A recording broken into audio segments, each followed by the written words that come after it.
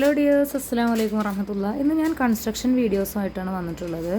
Triangle with same area, ഒരേ പരപ്പളവുള്ള രണ്ട് ത്രികോണങ്ങൾ വരയാൻ പറഞ്ഞാൽ അതെങ്ങനെയാണ് വരിക എന്നുള്ളത് ക്വസ്റ്റ്യൻ ഇങ്ങനെയാണ് വരിക.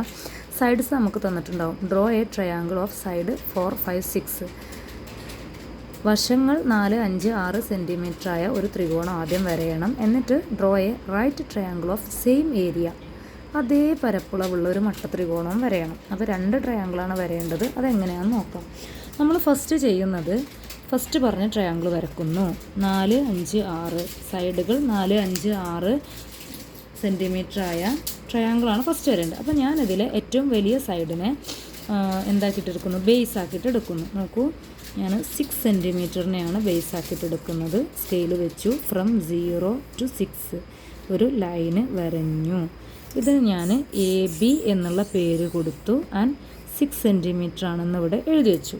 ഓക്കെ, നെക്സ്റ്റ് ചെയ്യേണ്ടത് ഇതിൽ 6 സെൻറ്റിമീറ്റർ ബേസ് ആയിട്ട് എടുത്തു. ഇനി രണ്ട് സൈഡ് വരുന്നത് 5 and 4 ആണ്. അതെന്താ ചെയ്യേണ്ടത്? കോമ്പസിൽ 5 സെൻറ്റിമീറ്റർ മെഷർ ചെയ്യുക. നോക്കണേ, കോമ്പസ് എടുക്കുക.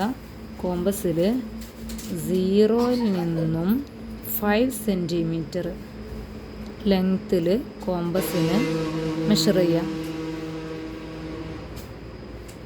ഓക്കെ, 5 സെൻറ്റിമീറ്ററിൽ കോമ്പസിനെ മെഷർ ചെയ്തു. എന്നിട്ട് ഒരു എൻഡിൽ വെച്ചിട്ട് ഒരു ആർക്ക് വരഞ്ഞു. ഓക്കെ, അപ്പോൾ ഇത് 5 സെൻറ്റിമീറ്ററിൻ്റെ ആർക്കാണ്. ഇനി 4 സെൻറ്റിമീറ്ററിൽ അടുത്ത് കോമ്പസിനെ നെക്സ്റ്റ് മെഷർ ചെയ്യാം. From 0 to 4 centimetre.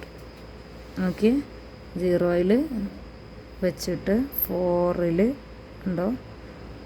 ഇനി ഈ എൻഡിൽ വെച്ചിട്ട്, ഇപ്പോൾ നമ്മുടെ കോമ്പസ് 4 സെൻറ്റിമീറ്റർ ആണ്. അപ്പോൾ ഈ B എന്നുള്ള എൻഡിൽ വെച്ചിട്ട് ഇതാ ഇവിടെ ഒരു ആർക്ക് വരഞ്ഞു. ഇനി ഈ ആർക്കുകൾ കൂട്ടിമുട്ടിയ ആ ഒരു പോയിൻറ്റിനെ നമ്മൾ ഇങ്ങോട്ട് യോജിപ്പിക്കുക. ഓക്കെ, ഇങ്ങോട്ട് യോജിപ്പിച്ചു. ഇത് ഫസ്റ്റ് നമ്മൾ വരഞ്ഞ ആർക്കിൻ്റെയാണ് 5 സെൻറ്റിമീറ്റർ.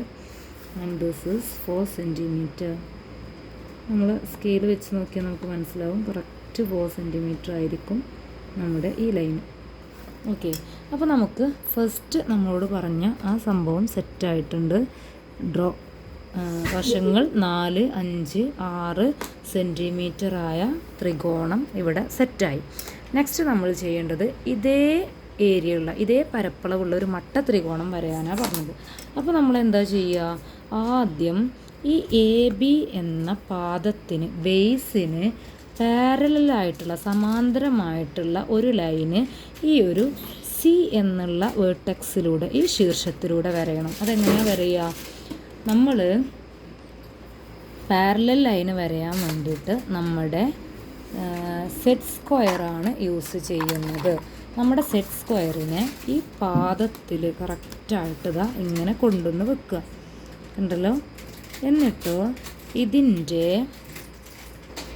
എന്നിട്ട് സ്കെയിൽ ഇതാ ഈ സൈഡിൽ കറക്റ്റ് ഇങ്ങനെ കൊണ്ടുവെക്കുക. ഓക്കെ, അതിനുശേഷം നമ്മുടെ സെറ്റ് സ്ക്വയറിന് മട്ടത്തെ ഇതാ ഇങ്ങനെ മൂവ് ചെയ്യുക. സ്കെയിൽ ഒരിക്കലും അളവരുത്, സ്കെയിൽ അങ്ങനെ തന്നെ നിൽക്കണം.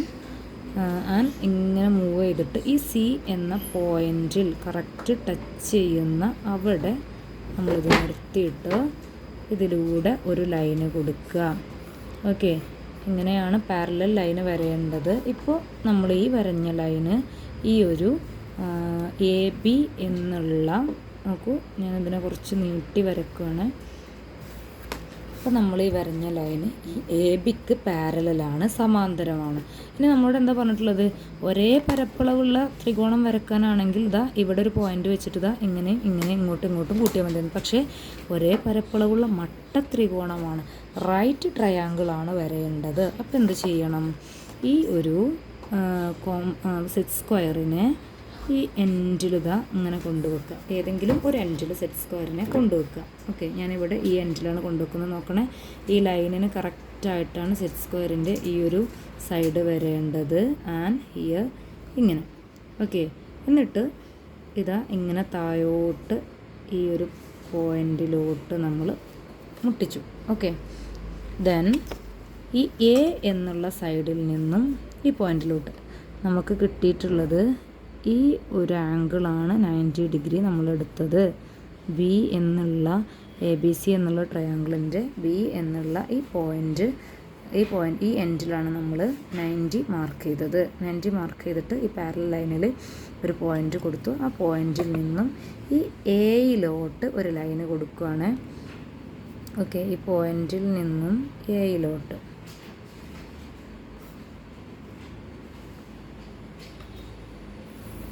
Okay, clear.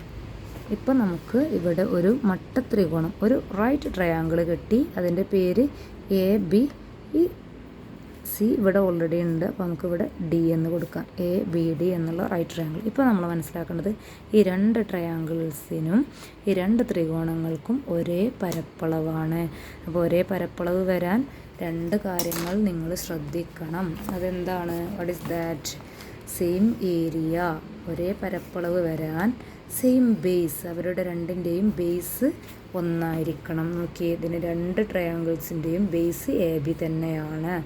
Then second one, third vertex, മൂന്നാം മൂല, a line parallel on a line parallel to the base. ബേസിന് പാരലൽ ആയിട്ടുള്ള, ബേസിന് പാദത്തിന് സമാന്തരമായി വരഞ്ഞ ലൈനിലായിരിക്കണം രണ്ടിൻ്റെയും തേർഡ് വെർട്ടെക്സ്, മൂന്നാം മൂല. നോക്കൂ, ABക്ക് സമാന്തരമായി നമ്മൾ വരഞ്ഞ ലൈനാണിത്. അതിലാണ് രണ്ടിൻ്റെയും തേർഡ് വെർട്ടെക്സ് കിടക്കുന്നത്. അങ്ങനെ വന്നാൽ ഇവർ രണ്ടുപേരും സെയിം ഏരിയ, ഒരേ പരപ്പളവിനാണെന്ന് പറയാം. ഇനി നമ്മളോട് മേബി മറ്റൊരു തരത്തിൽ ക്വസ്റ്റ്യൻ ചോദിക്കും. ഇതുപോലൊരു പിക്ചർ തന്നിട്ടുണ്ടാവും, അതിൽ ഒരുപാട് ട്രയാങ്കിൾസ് ഉണ്ടാവും. ഒരേ പരപ്പളവുള്ള, ഒരേ ഏരിയ ഉള്ള രണ്ട് ട്രയാങ്കിൾസിനെ സെലക്ട് ചെയ്യാൻ പറഞ്ഞാൽ നിങ്ങൾ നോക്കിയാൽ മതി. പാദം ഈക്വലായ രണ്ട് ട്രയാങ്കിളിനെ സെലക്ട് ചെയ്യുക. അതുപോലെ മൂന്നാം മൂല, തേർഡ് വെർട്ടെക്സ് ഈ പാദത്തിന് സമാന്തരമായി വരഞ്ഞ, പാരലലായി വരഞ്ഞ ലൈനിലാണോ എന്ന് നോക്കിയാൽ മതി. Okay, thank you.